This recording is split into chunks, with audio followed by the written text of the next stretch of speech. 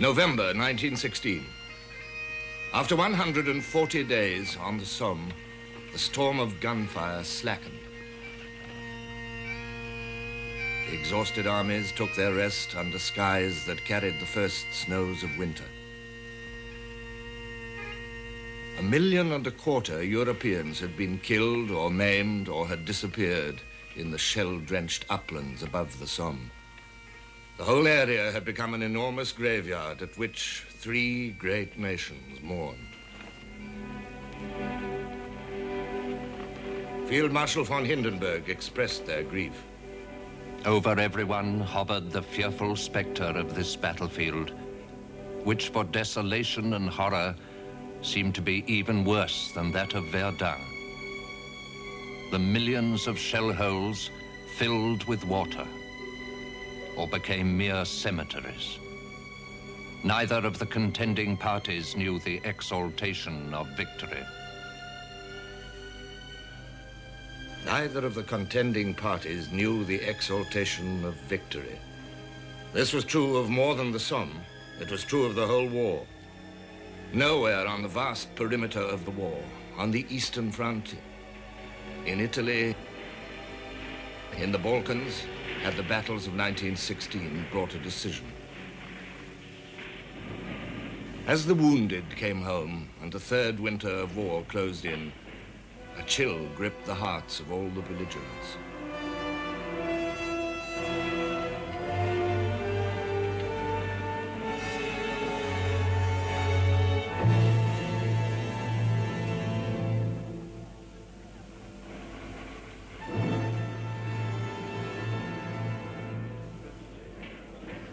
The most depressing thing of all, I think, about the war were the casualty lists. Every time you opened the paper, it seemed to be nothing but casualty lists, and you always found people in it that you knew. Everybody wore black, and that was very depressing. Black, black, black everywhere. After I found that it was officially known that he had been killed, I used to pass my time away trying to make little baby clothes for my baby. And I felt I didn't want to live. I had no wish to live at all, because the world had come to an end, and for me, because I'd lost all that I'd loved. For over 2 years, victory had beckoned the obsessed nations. 2 years of immense effort and endurance. And still, victory lay far off. Men began to wonder, how long could it go on? How many more would die? How many more weep before the victory? An unfamiliar word began to be whispered. Peace. Rumors of peace offers and peace talks spread from capital to capital across a Europe already half ruined by war. Berlin. Excepting the very wealthy and those who have stored quantities of food, every German is undernourished. A great many people are starving. Vienna. War-weariness is growing, and the longing for peace is greater every day. Rome. There are already in Italy symptoms of war-weariness and discontent. It would be wrong to pretend that there exists here a grim determination. Petrograd. The losses which Russia has suffered in this war are so colossal that the whole country is in mourning. The impression seems to be gaining ground that it is useless going on. Paris. Full realization of the horrors of war is kept alive by the thousands of women in mourning, the number of buildings converted into hospitals, the continual appearance of crippled soldiers, and the marching of troops bound for battle lines. In October, Mr. Asquith, the British Prime Minister, asked his cabinet colleagues to consider what acceptable peace terms might be demanded from Germany. In answer to Asquith's inquiry, Lord Lansdowne asked a different and searching question. No one for a moment believes we are going to lose the war. But what is our chance of winning it? Many of us must of late have asked ourselves how this war is ever to be brought to an end. To many of us it seems as if the prospect of a knockout was, to say the least, remote. Our own casualties already amount to over 1,100,000. We have had 15,000 officers killed, not including those that are missing.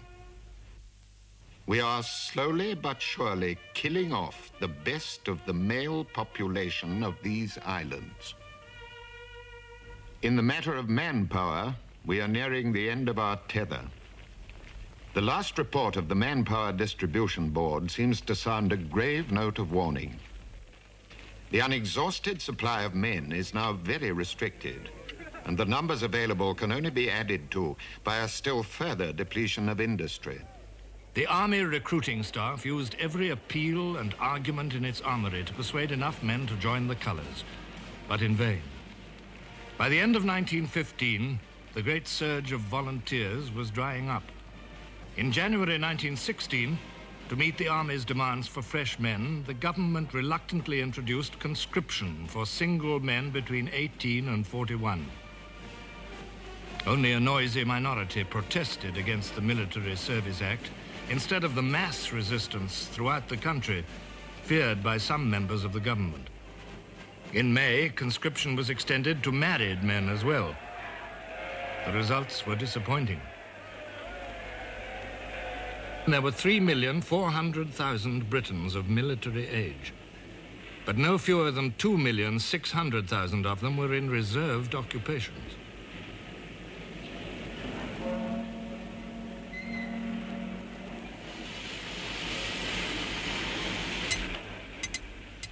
Kitchener's early appeals for volunteers had been answered by thousands of workers whom industry could ill spare. In Durham, coal miners had marched off to war en masse. Now, in 1916, Britain and her allies clamoured for British coal for their war industries.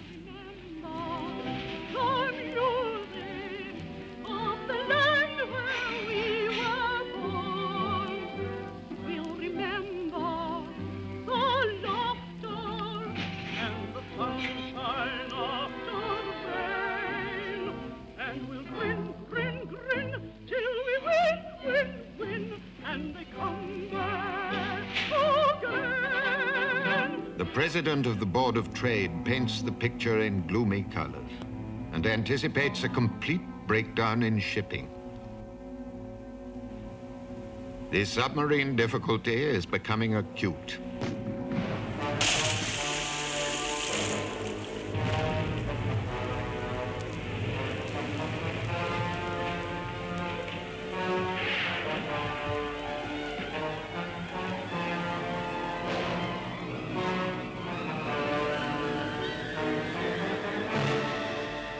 In September 1916, just over 100,000 tons of British shipping was sunk.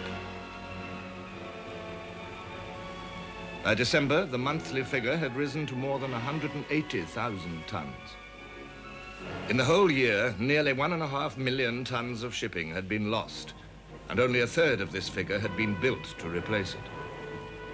Our shipbuilding is not keeping pace with losses, and although the number of our vessels is down, the demands upon our tonnage are not diminished. The increasing size of enemy submarines, the strength of their construction, point to the inescapable conclusion that in spite of all our efforts, it seems impossible to provide an effective rejoinder to it.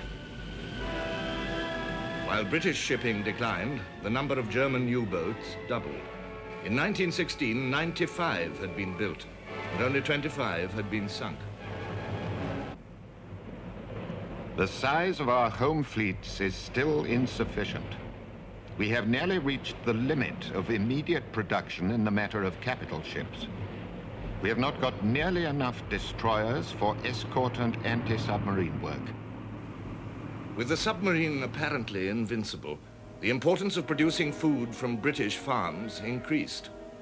Yet, Lord Lansdowne pointed out, the President of the Board of Agriculture reports that there is a world's deficit in breadstuffs, that the price of bread is likely to go higher, that there has been a general failure of the potato crop, that there is considerable difficulty in regard to the supply of feeding stuffs, that the difficulties of cultivation steadily increase, that land is likely to go derelict, the yield to decline, and the number of livestock to diminish greatly.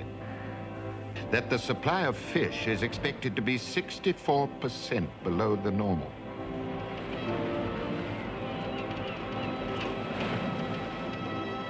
The financial burden which we have already accumulated is almost incalculable.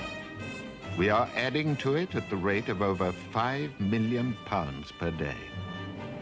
Generations will have to come and go before the country recovers from the financial ruin and the destruction of the means of production which are taking place. All this it is no doubt our duty to bear, but only if it can be shown that the sacrifice will have its reward. The responsibility of those who needlessly prolong such a war is not less than that of those who needlessly provoke it. Lansdowne's memorandum was a secret document, but reports in every newspaper in 1916 hinted unmistakably at failure, disappointment, at sacrifice without reward. On Easter Sunday, revolution exploded in the graceful streets of Dublin, centre of English rule in Ireland since the Middle Ages. 1,500 men of the Sinn Féin party seized the General Post Office building, turned it into a stronghold, and proclaimed a Republic of Ireland. In 2 days, British troops crushed the rebellion with ruthless force. An uneasy tranquility was restored. The citizens of Dublin came out of shelter and wandered round their city, surveying the wreckage with a kind of bewildered unbelief. The rising had been the work of extremists, men like those who had killed the Archduke Ferdinand at Sarajevo. Moderate Irishmen stood aside. Thousands of Irish soldiers were fighting as volunteers in the British Army. The British took this for granted, but they saw the Easter Rebellion as treachery at a moment when the United Kingdom was battling for its very life. In the next 10 days, tension grew afresh in Ireland as the British executed 15 of the captured rebel leaders. Every shot resounded across Ireland, across the Atlantic Ocean, to the Irishmen in America. Every shot created another martyr in Ireland's long struggle for nationhood. After the executions, the British Army in Ireland was seen, even by moderates, as an occupation force. The homely man in khaki became a symbol of foreign oppression. British bitterness against the Irish rebels was reflected by the great crowds outside the Old Bailey during the treason trial of Sir Roger Casement, the prisoner in the Tower. Casement was an Irish patriot captured on the eve of the rising after landing from a German U-boat. He was eventually executed more than 3 months after the Easter Rebellion. During all this time, blazing indignation at Britain's actions swept the Irish community in America. Their millions of votes were a factor in the American presidential election in the autumn. There were those who feared, like Lloyd George, that the British victory in Ireland might be bought at an appalling price. The Irish-American vote will go over to the German side. Unless something is done, even provisionally, to satisfy America, the Germans will break our blockade and force on us an ignominious peace. Lloyd George proposed immediate Home Rule, but the blood of the martyrs prevented any peaceful solution in Ireland. The extremists did not want compromise. They wanted total and unconditional victory. Every belligerent sought that elusive prize. On June the 3rd, the most discouraging news of the war glared from the headlines of British newspapers.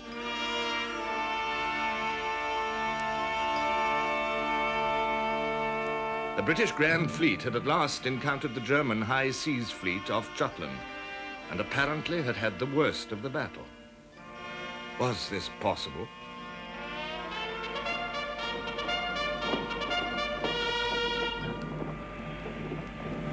they fired the first shot, and it went just over the Princess Royal, about 50 yards. I said at the director gunner, I says, "Of course, that was a good shot, wasn't it?" I says. He says, "Yeah, it was." So they evidently had got a good range. The battle cruiser Indefatigable was the first to blow up because of a flash down into the magazine from a German shell. It was a terrific explosion. The guns went up in the air just like matchsticks, 12-inch guns they were. And she began to settle down. And without half a minute, she was gone.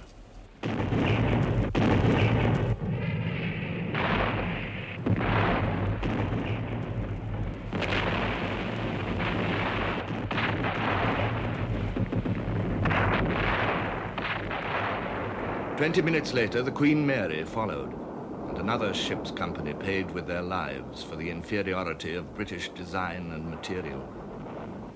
Yet a third British battle cruiser was similarly destroyed when the main fleets came into action. When I saw the Invincible after the explosion, she was just, to me, one flaming letter V. She went down, broken clean asunder in the midships, and she was exactly like that, just a letter V.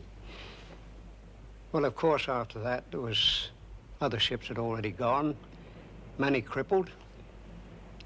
And when we steamed through the patch, the main patch, there was the men on rafts, bits of wood, bravely cheering, waving. And there was a smell of cordite, a smell of gas from shells, and also burnt bodies. The Germans were first to issue a communique, which was quoted in newspapers throughout the world. Our high seas fleet encountered on May the 31st the main part of the English fighting fleet, which was considerably superior to our own forces. During the afternoon, a series of engagements developed between the Skagerrak and the Horn Reef, which was successful for us and which continued during the whole of the night.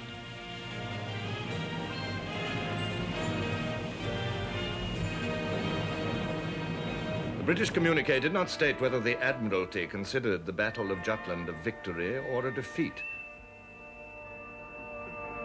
The newspapers drew the inevitable conclusion. The Times said, "It is clear that we have suffered the heaviest damage at sea we have met during the war."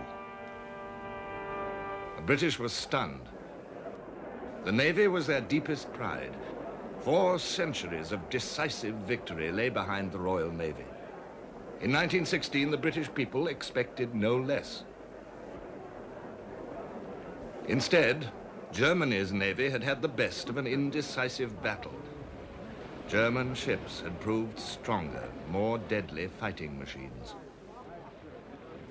Nevertheless, the German fleet had run back to port. An American newspaper noted, "The German fleet has assaulted its jailer and is still in jail." Hard on the heels of Jutland came more news of tragic loss at sea. Lord Kitchener was dead, drowned in the cruiser Hampshire on his way to Russia. For the last 6 months, his power had dwindled, and control over the army and over strategy had passed to General Robertson, the chief of the Imperial General Staff. Kitchener took leave of the country he had served so valiantly, alone. Lloyd George was to have been Kitchener's fellow passenger to Russia in the Hampshire, but the aftermath of the Irish Rebellion had taken him to Dublin instead. Kitchener's memorial service was attended by vast crowds, stunned at the news of his death. To them, he had still been a man with the power of magic, a titanic figure who had led and protected them amid the furies of this struggle. Kitchener of Khartoum. Now he was gone. The Irish Rebellion, Jutland, Kitchener, and the Somme. A year that had begun so bright with hope was growing old in loss and sadness. It is the third Christmas of the war and the gloomiest. To wish each other Merry Christmas is almost a mockery. Of such is the prevailing gloom. Our troubles appear to obtrude themselves upon us more acutely today than at any other time. We recall our fondest hope and belief last year that this Christmas we should eat our dinner in peace.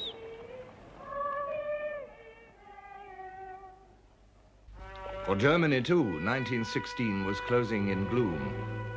For the first time since 1914, her armies had won few resounding victories for the fatherland to celebrate. Germany had suffered nearly 1.5 million casualties in 1 year, fighting against growing odds in the West, in the Balkans, and in the East. Once again, that summer, her brittle ally, Austria, had broken before a Russian onslaught. The worst crisis that the Eastern Front had ever known now began. For this time, there was no victorious German army standing by, ready to save.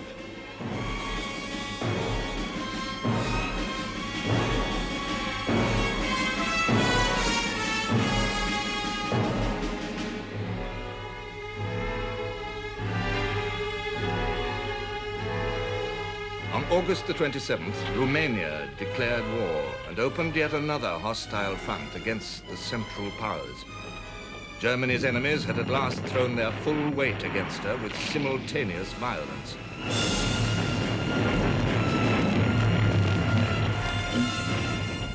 The autumn of 1916 witnessed the most gigantic struggle in the history of the world.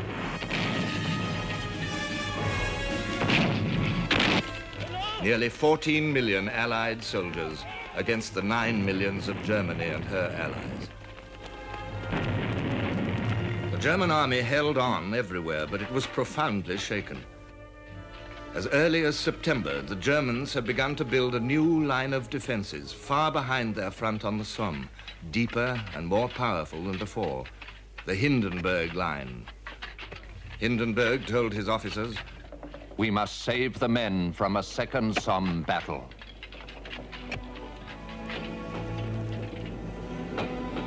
In Germany herself, people faced the winter's bitter cold without fuel to warm the home and with little expectation to warm their hearts. The British blockade was doing its deadly work. Workers in the factories and children in the schools lived on turnips, black bread, and substitute foods.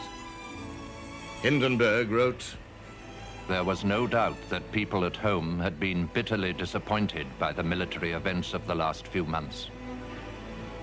I regarded the country's morale as serious, though it had not collapsed.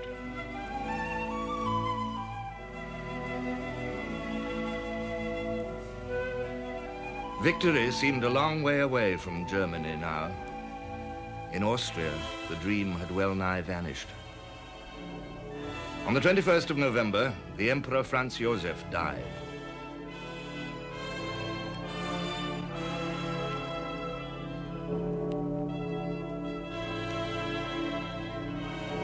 And Habsburg pomp and pride seemed to be buried with him. Now his whole empire lay slowly dying, victim of the monstrous violence it had done so much to provoke.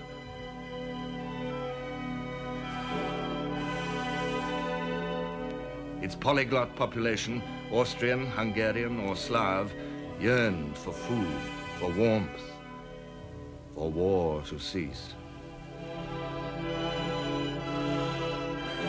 With the venerable white-haired emperor, a large part of the national consciousness of the conglomerate empire sank forever into the grave.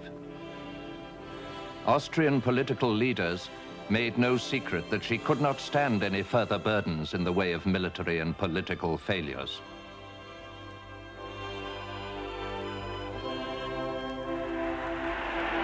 The new Emperor Karl saw no salvation for his empire or for the House of Habsburg in a continuation of the long-drawn agony of the war. Like his peoples, he yearned for an end to empty victories and bloody defeats. In Ludendorff's words, he wanted peace.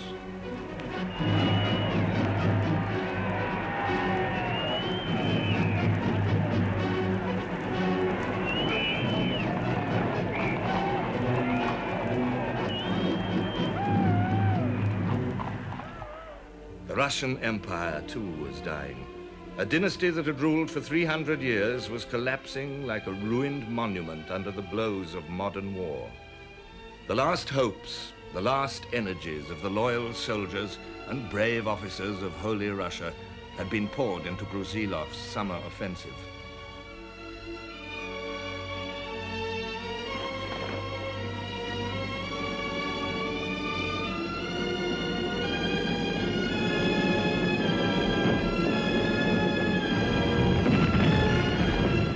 Great advances, great booty, huge casualties. And at the end, another hollow victory. Since 1914, Russia had lost over 4.5 million men, killed or wounded, and another 2 million as prisoners. Misery and discontent stalked the endless vistas of the Russian homeland. In December, an observer wrote to Lloyd George, "The next 3 months are the critical period. Either the government will yield, or there will be a revolution, or Russia will have to stop fighting and make peace."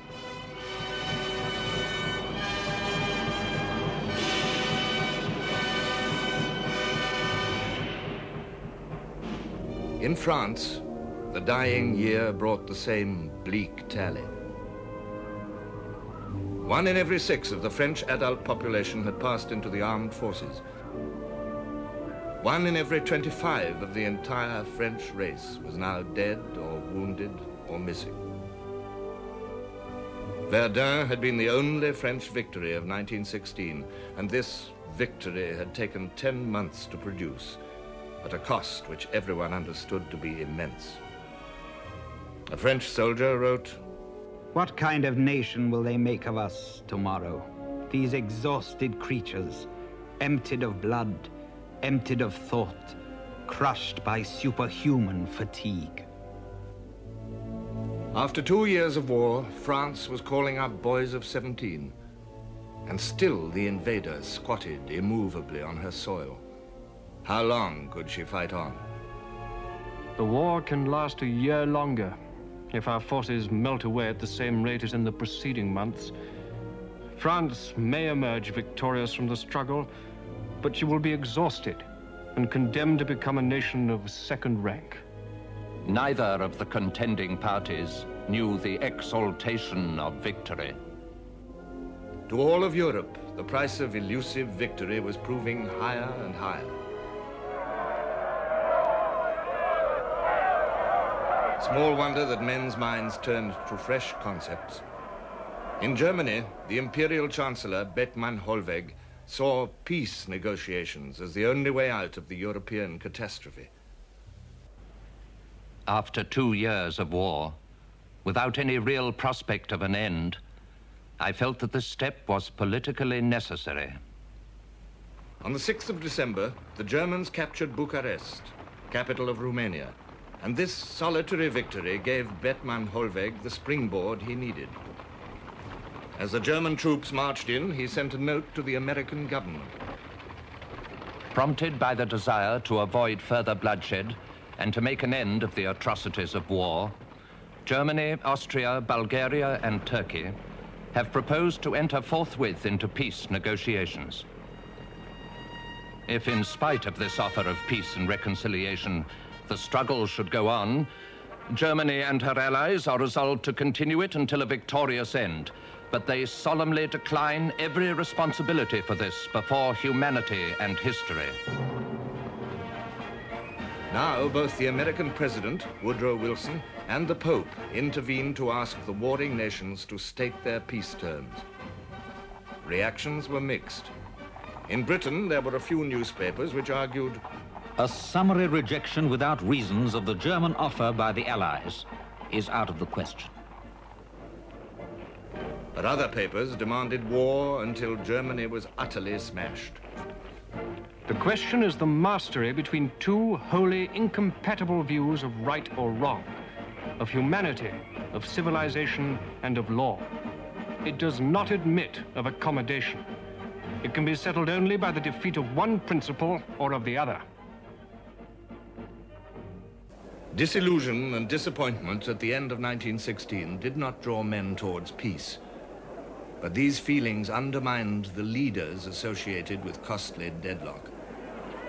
In Great Britain, Lloyd George had replaced Asquith even before the German peace note was published. All Lloyd George's instinct drew him towards new methods of waging war. I thought, rightly or wrongly, that there was hesitation, vacillation, and delay, and that we were not waging this war with the determination, promptitude, and relentlessness with which it must be waged. It is a national war. Everyone must contribute, and it is on that basis alone we shall be able to achieve a great triumph. So Lloyd George became Britain's leader. In Germany, with his peace moves a failure, it was Bethmann Hollweg's turn to go. From now on, the army leaders, Hindenburg and Ludendorff, would lead Germany from behind a figurehead chancellor. So, in each country, ruthless men replaced the more moderate. Ludendorff wrote, "The war had to continue and had to be decided by force of arms. It had to be victory or defeat. As a result, there were further preparations on a large scale, the maintenance of our determination to fight, and at the same time the employment of every weapon in Germany's arsenal." The Germans believed that they had found a new and sure means to early victory. The submarine, used without restriction to sink all ships at sight, even neutrals, even Americans approaching Allied ports. The Chief of Naval Staff was confident that the campaign would have decisive results in 6 months. The loss of freight and the reduction of overseas imports would produce economic difficulties in England that would render a continuance of the war impossible.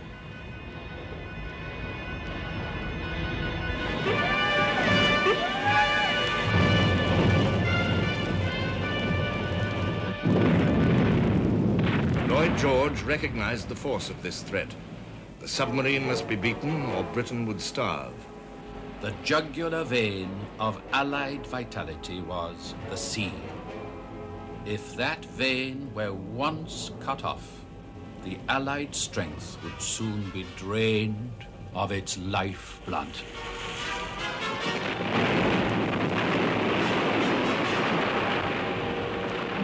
Lloyd George pressed the convoy system on a reluctant admiralty which believed it couldn't work. The larger target offered by a convoy was no more vulnerable than each single ship would have been. A submarine was unable to count on firing more than a single shot, as it was at once attacked by the escorts and the guns of the convoyed vessels.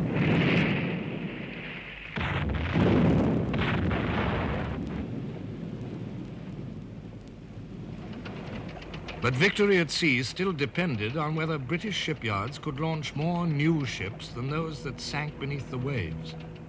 The shipyard workers were exhorted to speed construction.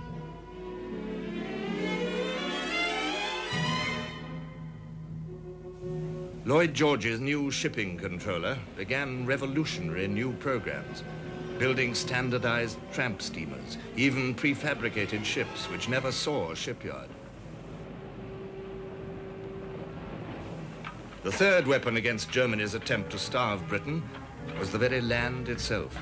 Lloyd George told his countrymen, "Every available square yard must be made to produce food.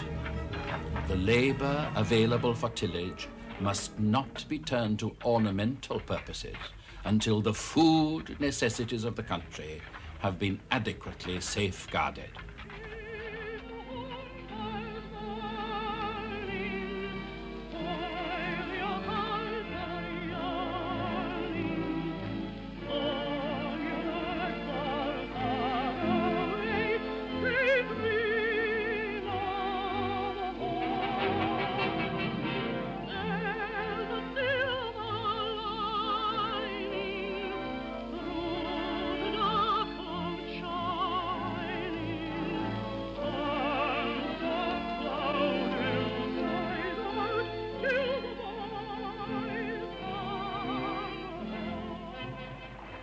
Even the lakes in the royal parks became freshwater fisheries in the drive for food.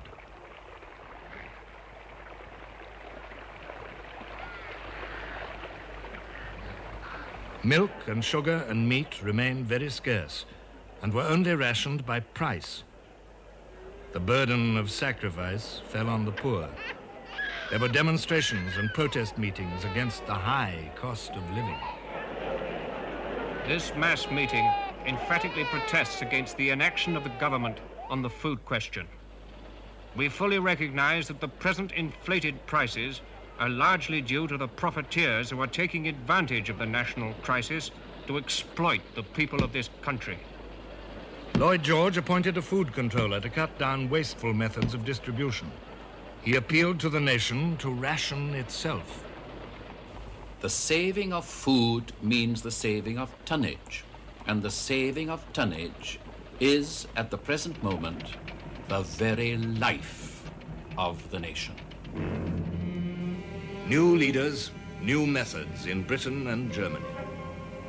France, too, sought change. General Joffre, victor of the Marne, commander-in-chief of the French armies throughout the war, seemed unable to produce new ideas. His weary countrymen now associated his name with attrition and failure. The French government found itself in danger. So Joffre was sacrificed with the title of Marshal of France. General Robert Nivelle, his successor, promised what France, in her weariness and grief, so desperately wanted: swift and immediate victory. We have the formula. With it, we shall beat the enemy. French politicians clung to Nivelle with desperation. The bitterest winter in living memory gripped Europe. For the ordinary people, it was a time of hunger and cold, anxiety and sadness. But they knew their duty. They believed their cause was right. In France and Britain and Germany, there was a grim resolve to fight on.